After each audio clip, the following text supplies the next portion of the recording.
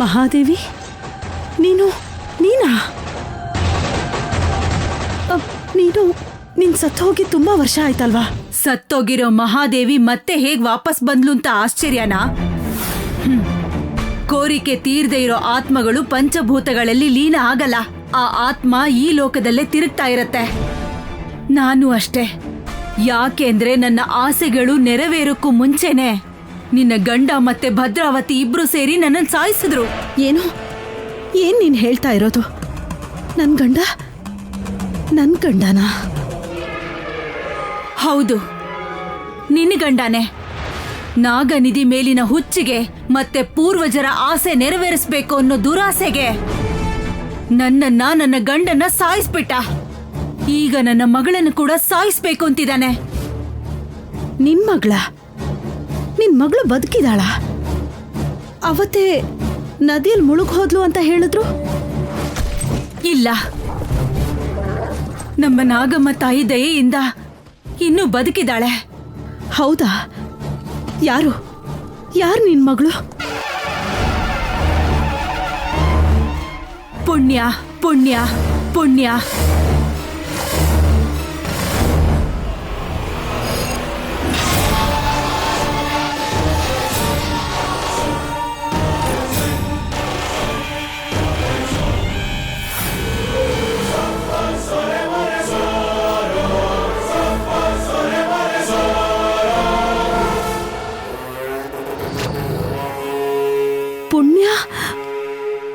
ಪುಣ್ಯ ನಿನ್ ಮಗಳ?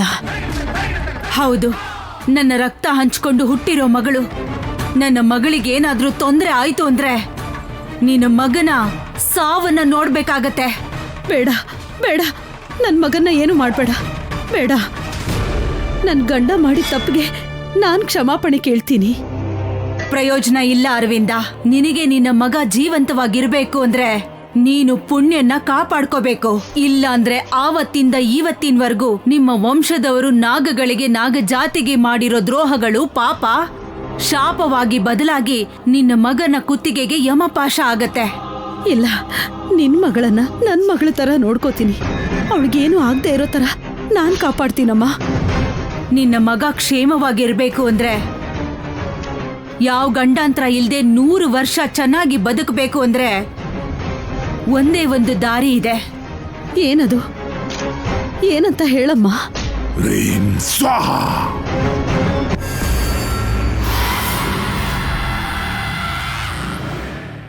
ಅದೇನು ಅಂದ್ರೆ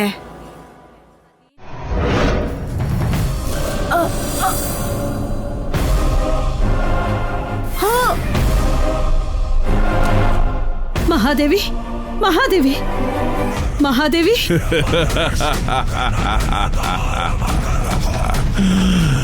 ಮಹಾದೇವಿ, ನನ್ ಮಗನ್ ಗಂಡಾಂತರ ತೊಲಗೋ ದಾರಿ ತೋರ್ಸು ಮಹಾದೇವಿ.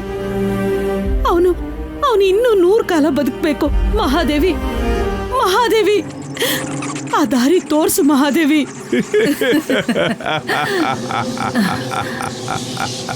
ಮಹಾದೇವಿ, ದಾರಿ ತೋರ್ಸು ಮಹಾದೇವಿ. ಮಹಾದೇವಿ, ಯಾಕೆ ಹೀಗೆ ಹೊರಟೋದೆ ಮಹಾದೇವಿ?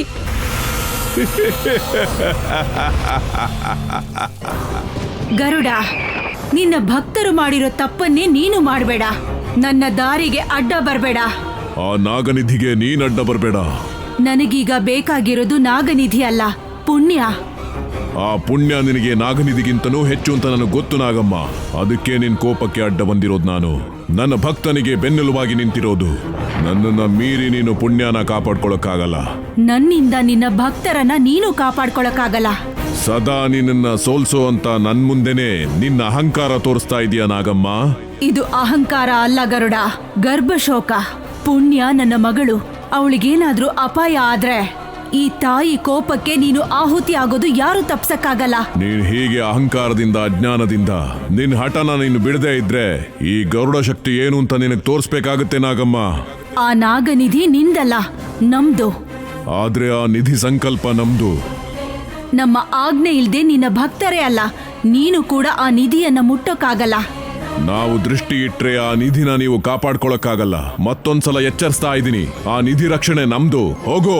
ವರ್ಮನ ವಂಶಕ್ಕೆ ರಕ್ಷಣೆ ಕೊಡೋದು ನೀನ್ ಬಿಡು. ವರ್ಮ ನನ್ ಭಕ್ತ, ಮಹಾದೇವಿ ನನ್ನ ಭಕ್ತೆ. ನಿಜಾನೇ. ಈ ಮಹಾಪೌರ್ಣಮಿ ಕಳೆದ ನಂತರ ನೀನ್ ನಿನ್ನೆಲ್ಲಾ ಶಕ್ತಿನ ಕಳ್ಕೋತೀಯ. ಆಗ ನಾಗನಿಧಿನ ಯಾರು ರಕ್ಷಣೆ ಮಾಡ್ತಾರೆ? ಪುಣ್ಯ. ಮತ್ ನಿನ್ ಪುಣ್ಯನ ಯಾರು ರಕ್ಷಣೆ ಮಾಡ್ತಾರೆ? ಮಾತಾಡು ನಾಗಮ್ಮ. ನೀನು ನಾಗಲೋಕಕ್ಕೆ ಹೋದ್ರೆ ಪುಣ್ಯ ಮತ್ತೆ ಒಂಟಿ ಆಗ್ತಾಳೆ. ಹೋಗದೆ ಇದ್ರೆ ನೀನ್ ನಿನ್ನೆಲ್ಲಾ ಶಕ್ತಿನ ಕಳ್ಕೊಂಡು ಬಲಹೀನಳಾಗ್ತೀಯ. ಆಗ ಶತ್ರುಗಳಿಂದ, ಕ್ಷುದ್ರ ಶಕ್ತಿಗಳಿಂದ ನಿನ್ನನ್ನು ಯಾರು ಕಾಪಾಡ್ತಾರೆ? ಹೇಳು ನಾಗಮ್ಮ, ಹೇಳು. ನಿನ್ನ ಧನಂಜಯ ವರ್ಮ. ಏನು? ಹೌದು ಗರುಡ, ನಿನ್ನ ಗರುಡ ವಂಶದಲ್ಲಿ ಒಬ್ಬರನ್ನ ಪುಣ್ಯನ ಕಡೆ ತಿರುಗಿಸ್ತೀನಿ. ಅದರಲ್ಲಿ ವರ್ಮನ ವಂಶದವರು ಯಾರ್ ಬೇಕಾದ್ರೂ ಆಗಿರ್ಬಹುದು. ಅವರೇ ಪುಣ್ಯನ ರಕ್ಷಿಸ್ತಾರೆ, ಶತ್ರುಗಳಿಂದ ಪುಣ್ಯನ ಕಾಪಾಡ್ತಾರೆ. ನಿನ್ನ ಗರುಡ ವಂಶದವರ ಮರಣದಿಂದಲೇ ಪುಣ್ಯ ನಾಗನಿಧಿನ ಸಾಧಿಸ್ತಾಳೆ. ಇದು ನಿಜ, ಇದೇ ಸತ್ಯ.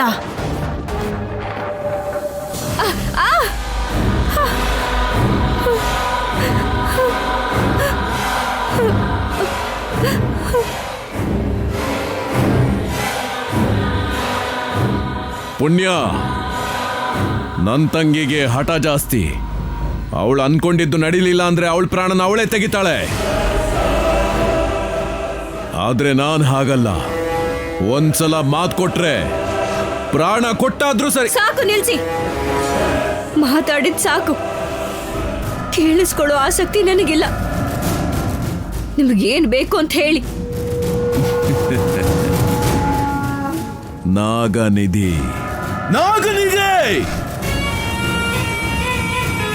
ನಾಗನಿಧಿ ರಹಸ್ಯ ನನಗೆ ಗೊತ್ತಾಗ್ಬೇಕು. ತಾಳೆ ಗರಿಯಲ್ಲಿ ನೀನ್ ಏನು ಓದಿದ್ಯಾ ಅಂತ ನನಗೆ ಗೊತ್ತಾಗ್ಬೇಕು. ಆ ರಹಸ್ಯನ ನೀನ್ ನನಗೆ ಹೇಳ್ಬೇಕು. ಹೇಳ್ದೆ ಹೋದ್ರೆ ಸಾಯ್ತೀಯಾ? ಹೇಳಿದ್ರು ಕೂಡ ಸಾಯ್ತೀನಿ. ಯಾಕಂದ್ರೆ ನಾನು ಮಹಾದೇವಿ ಮಗಳಾಗಿರೋದ್ರಿಂದ.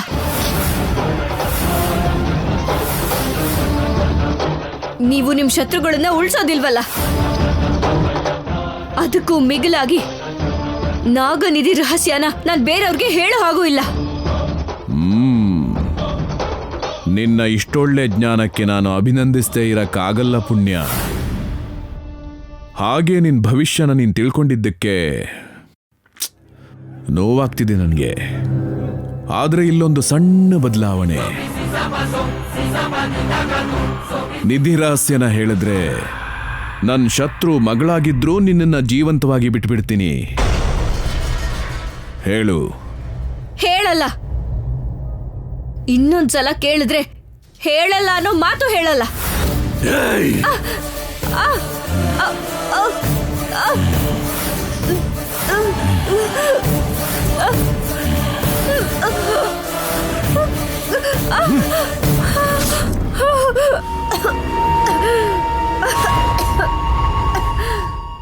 ಏಯ್,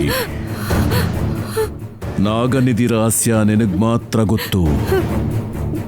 ಅದಕ್ಕೆ ಹೇಳಲ್ಲ ಅಂತ ಹುಚ್ಚು ಆಟ ಆಡ್ತಿದ್ಯಾ? ಹೇಳಲಿಲ್ಲ ಅಂದ್ರೆ ನರಕ ನರಕ ಹೇಗಿರುತ್ತೆ ಅಂತ ತೋರಿಸ್ತೀನಿ ನಾನು. ಇಂಥ ಬದುಕು ನನಗೆ ಯಾಕ್ತಾನೆ ಬೇಕು ಅಂತ ನನ್ನ ಕಾಲಿಡ್ಕೊಂಡು ನೀನ್ ಬೇಡ್ಕೋಬೇಕು. ಹೇಳ್ದೆ ಹೋದ್ರೆ ಹೇಳಲ್ಲ.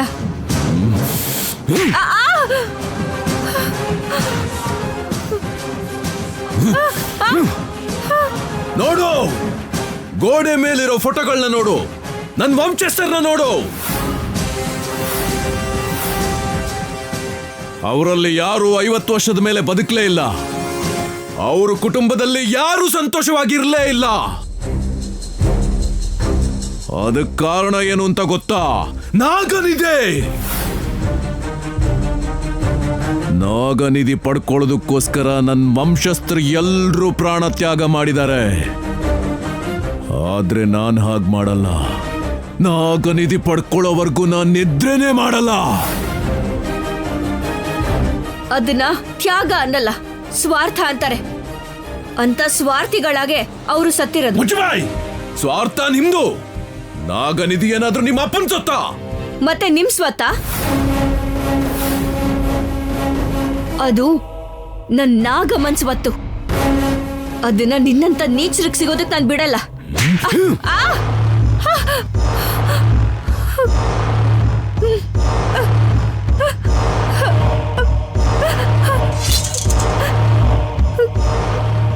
ಹೌದು, ನಾನ್ ಕ್ರೂರಿನೇ. ನಾಗನಿಧಿನ ಪಡ್ಕೊಳ್ಳೋದಕ್ಕೋಸ್ಕರ ನಾನು ಎಷ್ಟು ಕ್ರೂರಿ ಬೇಕಾದ್ರೂ ಆಗ್ತೀನಿ, ಎಷ್ಟು ಕೆಟ್ಟ ಕೆಲಸ ಬೇಕಾದ್ರೂ ಮಾಡ್ತೀನಿ. ಅವಶ್ಯಕತೆ ಇದ್ರೆ ತಾಯಿ, ತಂಗಿ, ಅಮ್ಮ, ಮಗ ಯಾರು ಬೇಕಾದ್ರೂ ಸಾಯಿಸ್ತೀರಿ. ಎಲ್ಲ ಸಂಬಂಧನೂ ತ್ಯಾಗ ಮಾಡ್ತೀನಿ. ಈಗ ನಿನಗೆ ಅರ್ಥ ಆಯ್ತು ಅನ್ಕೋತೀನಿ ನಾಗನಿಧಿಗೋಸ್ಕರ ನಾನೇನ್ ಮಾಡ್ತೀನಿ ಅಂತ. ಪುಣ್ಯ, ನನ್ನಲ್ಲಿ ಒಬ್ಬ ಭಯಂಕರ ರಾಕ್ಷಸ ಇದ್ದಾನೆ. ಅವನನ್ನ ಹೊರಗ್ ಬರಕ್ ಬಿಡಬೇಡ. ನಾಗನಿಧಿ ರಹಸ್ಯನ ಹೇಳೋ, ಇಲ್ಲ ಅಂದ್ರೆ ಈ ಕೈಗಳಿಂದಲೇ ನಿನ್ನ ಸಾಯಿಸ್ಬೇಕಾಗತ್ತೆ. ನಿನಗೂ ನಿನ್ ವಂಶಸ್ಥರಿಗೂ ಮನಸ್ಸೇ ಇಲ್ಲ ಅಂತ ಅನ್ಕೊಂಡಿದ್ದೆ, ಬುದ್ಧಿ ಕೂಡ ಇಲ್ಲ ಅಂತ ಇವಾಗ್ಲೇ ಅರ್ಥ ಆಯ್ತು. ಏನಂದೆ? ಬೇಕಾದ್ರೆ ನಾನು ಸಾಯೋದಕ್ಕೂ ಸಿದ್ಧ. ಆದ್ರೆ ನಿಧಿ ರಹಸ್ಯನ ಹೇಳಲ್ಲ ಅಂತ ಹೇಳಿದ್ರು ಈ ಮಾತೆಲ್ಲ ಬೇಕಾಗಿದ್ಯಾ? ಹೇಳಿ, ನೀವೇ ಸಾಯಿಸ್ತೀರಾ ಅಥವಾ ನಾನೇ ಸತ್ ಹೋಗ್ಲಾ?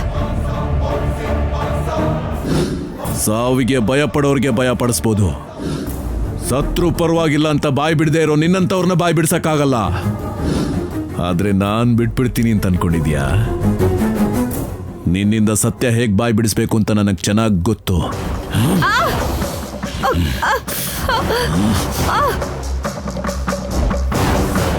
ಬಿಡಿ, ಏನ್ರಿ ಬಿಡಿ ನನ್ನ.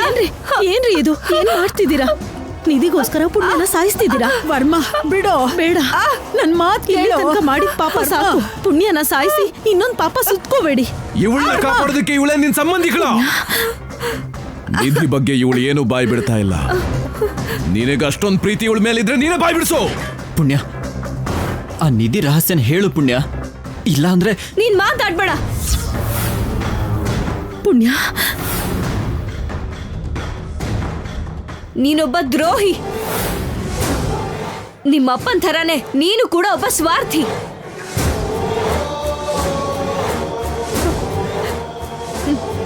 ನಿನ್ನಂಥವ್ನ ಮುಖ ನೋಡ್ಬೇಕು ಅಂದ್ರೇನೆ ನನಗೆ ಅಸಹ್ಯ ಆಗ್ತಿದೆ. ಅಪ್ಪ, ನಿಧಿ ರಹಸ್ಯ ಹೇಳ್ದೇನೆ ಪುಣ್ಯ ಸತ್ತೋಗ್ಬಿಟ್ರೆ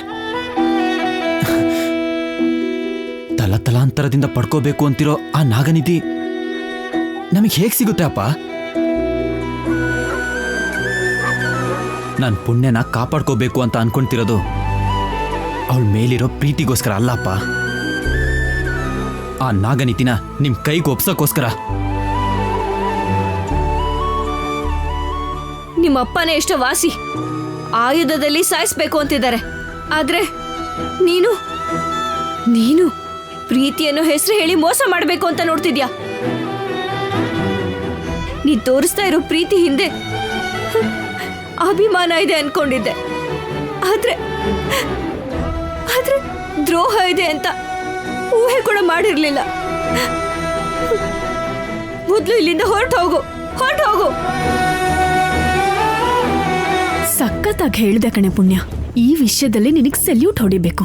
ನನ್ ಭಾವನ್ನ ನಾನು ಮಾತ್ರ ಪ್ರೀತಿಸ್ಬೇಕು. ಯಾವ್ದು ಸುಳ್ಳು ಯಾವ್ದು ನಿಜ ಅಂತ ಮಾತಾಡೋ ಸಮಯ ಅಲ್ಲ ಪುಣ್ಯ. ನಾನು ಹೇಳ್ದಷ್ಟು ಮಾಡು. ನಿನ್ ಕತೆಗಳನ್ನ ಕೇಳಿಸ್ಕೊಳ್ಳೋ ಪುರ್ಸತ್ತು ನನಗಿಲ್ಲ. ನನ್ ಸತ್ರೆ ನನ್ ಪಡಕ್ ಸಾಯ್ತೀನಿ. ಹೋಗು. ಅಣ್ಣ ಕೊಡೋ ನೋವನ್ನ ತಡ್ಕೊಳಕ್ಕಾಗ್ದೆ ನಿಧಿ ರಹಸ್ಯನ ಭೂತಕಿಗೆ ಹೇಳಿರೋ ವಿಷಯನ ಅವಳು ಹೇಳೋದಿಲ್ಲ ತಾನೆ. ಒಂದ್ ವೇಳೆ ಏನಾದ್ರೂ ಹೇಳಿದ್ರೆ ಭೂತಕಿನ ನೀನೇ ಕರ್ಕೊಂಡು ಹೋಗಿದ್ದು ಅಂತ ನನ್ನೇ ಸಾಯಿಸ್ಬಿಡ್ತಾನೆ. ಇವಾಗ ಏನ್ ಮಾಡ್ಲಿ? ಅವಳ ಜೊತೆ ಮಾತಾಡೋದು ಅನಾವಶ್ಯಕ ಅಣ್ಣ. ಅವಳನ್ನ ಸಾಯಿಸ್ಬಿಡು. ಬೇಡ ರೀ, ಪುಣ್ಯನ ಸಾಯಿಸ್ಬೇಡ್ರಿ. ನಾಗಮ್ಮನ್ಗೆ ನಮ್ ವಂಶನ ಬಲಿ ಕೊಡ್ಬೇಡಿ. ನನ್ ಮಾತ್ ಕೇಳ್ರಿ. ಅಮ್ಮ,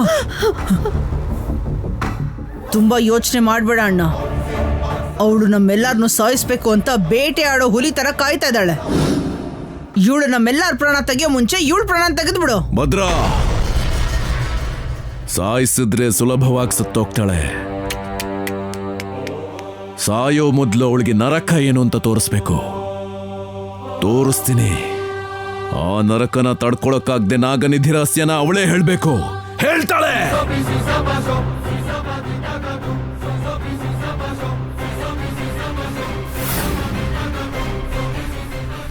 ಅವಳಿಗೆಲ್ಲಾನು ಬಾಯ್ ಬಿಡೋ ಮುಂಚೆ ನಾನೇ ಅವಳನ್ನ ಸಾಯಿಸ್ಬಿಡ್ತೀನಣ್ಣ.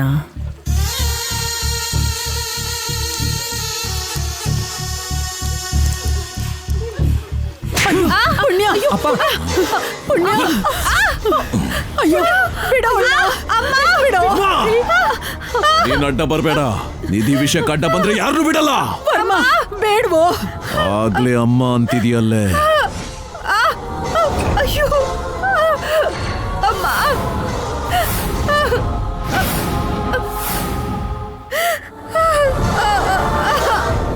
ಇದು ನರಕದ ಮೊದಲನೇ ಮೆಟ್ಲಷ್ಟೇ. ಮುಂದೆ ನಿನ್ ಪರಿಸ್ಥಿತಿ ಎಷ್ಟು ಭಯಂಕರವಾಗಿರುತ್ತೆ ಅಂತ ತೋರಿಸ್ತೀನಿ. ಅಪ್ಪ ಬೇಡ ಅಪ್ಪ, ಪುಣ್ಯಂಗ್ ಚಿತ್ರ ಹಿಂಸೆ ಕೊಡಬೇಡಿ ಅಪ್ಪ, ನನ್ನ ಮಾತು ಕೇಳಿ ಅಪ್ಪ, ಪ್ಲೀಸ್ ಅಪ್ಪ. ಭದ್ರಾ ಅಣ್ಣ ಇವರೆಲ್ಲರನ್ನು ಒಳಗ್ ಕರ್ಕೊಂಡು ಹೋಗು. ಕೇಳಿಸ್ಕೊಂಡ್ರಲ್ಲ, ನರಕ ಏನು ಅಂತ ಗೊತ್ತಾಗ್ಬೇಕು ಅಂದ್ರೆ ಇಲ್ಲೇ ಇರಿ, ಅಪ್ಪ, ಇಲ್ಲ ಅಂದ್ರೆ please, ಒಳಗ್ ಹೋಗಿ. ಅಪ್ಪ, ನನ್ ಮಾತ್ ಕೇಳಪ್ಪ. ಅಪ್ಪ, please. ಅಪ್ಪ, ಹೋಗೋ. ಅಪ್ಪ, please, ಅಪ್ಪ. ಒಳಗ್ ಕರ್ಕೊಂಡು ಹೋಗಿ. ಪುಣ್ಯಂಗ್ ಏನು ಮಾಡ್ಬೇಡಿ. ಅಮ್ಮ ನಿನ್ ಕೈ ಹೋಗಿದ್ದೀನಿ, ಒಳಗ್ ಹೋಗಮ್ಮ. ಪರ್ಣಿಕ ಕರ್ಕೊಂಡು ಹೋಗು. ಬಾ ಅಮ್ಮಮ್ಮ ಬಾ.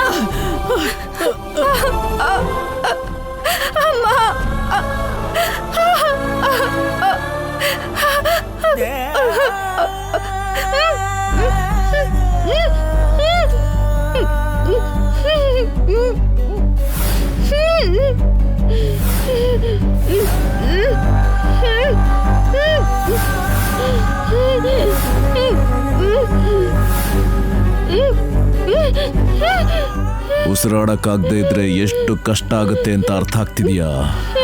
ಎಷ್ಟೊತ್ತಿಗೆ ಮತ್ತೆ ಉಸಿರು ತಗೋತೀನಿ ಅಂತ ಅನಿಸ್ತಾ ಇರುತ್ತೆ ಅಲ್ವಾ? ಉಸಿರಾಡಬೇಕು ಅಂದ್ರೆ ನಿಧಿ ರಹಸ್ಯನ ಹೇಳೋ ಹೇಳೋ. ಹೇಳು ಪುಣ್ಯ, ಹೇಳ್ದೆ ಹೋದ್ರೆ ಸತ್ತು ಹೋಗ್ತೀಯ.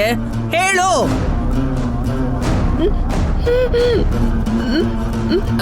ಅಣ್ಣ ಹೇಳ್ತೀನಿ ಅಂತಿದ್ದಾಳೆ.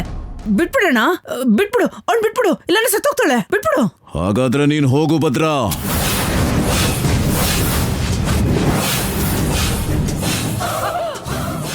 ಅಣ್ಣ ನನ್ನ ಒಳಕ್ ನೀನಿಲ್ಲಿದ್ರೆ ನಿನಗೇನಾಗುತ್ತೆ ಅಂತ ನಿನಗೇ ಚೆನ್ನಾಗಿ ಗೊತ್ತು.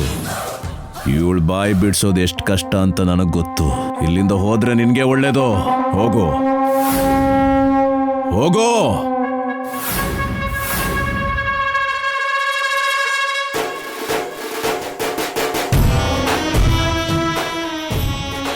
ನಿಧಿ ರಹಸ್ಯ ಹೇಳಿದ್ರು ಯಾವ ಪ್ರಯೋಜನನೂ ಇಲ್ಲ. ಕೇಳಿಸ್ಕೊ ಕೇಳಿಸ್ಕೊ. ಸರಿ ಅಣ್ಣ.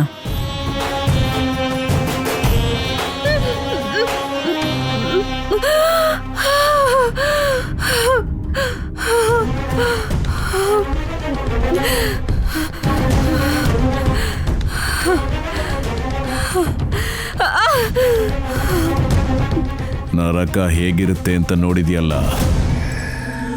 ಹೇಳು, ನಿಧಿ ರಹಸ್ಯನ ಹೇಳು.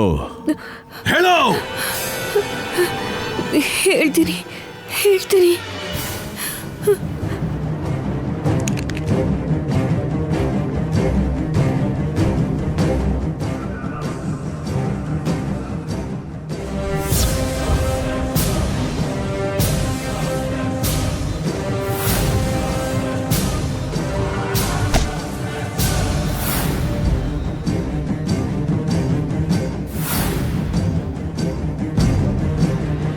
ನಿಲ್ಸು.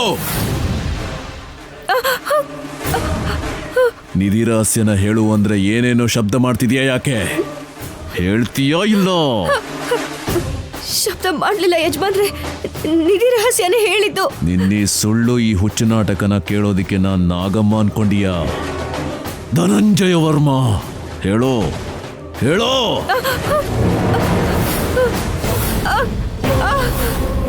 ಹೇಳ್ತೀನಿ ಹೇಳ್ತೀನಿ. ಹೇಳೋ ಹೇಳೋ.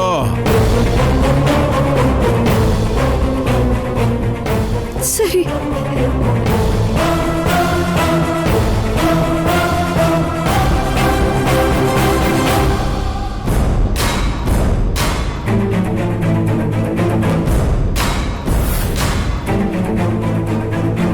ನಿಲ್ಸೋ. ನೀನ್ ನನ್ನ ಮಾತು ಕೇಳಲ್ಲ. ನಿನ್ನ ಹತ್ರ ಹೇಗ್ ಬಾಯ್ ಬಿಡಿಸ್ಬೇಕು ಅಂತ ಚೆನ್ನಾಗಿ ಗೊತ್ತು. ಯಜಮಾನ್ರೆ, ಯಜಮಾನ್ರೆ, ನನ್ ನಿಧಿ ರಹಸ್ಯನ ಹೇಳ್ದೆ ಯಜಮಾನ್ರೆ. ನಿಜವಾಗ್ಲೂ ಹೇಳ್ತೀಯಾ ಇಲ್ವಾ? ನಿಧಿ ರಹಸ್ಯನ ಹೇಳ್ತೀಯಾ ಇಲ್ವಾ? ನಿಲ್ಸಿ ಅಪ್ಪ.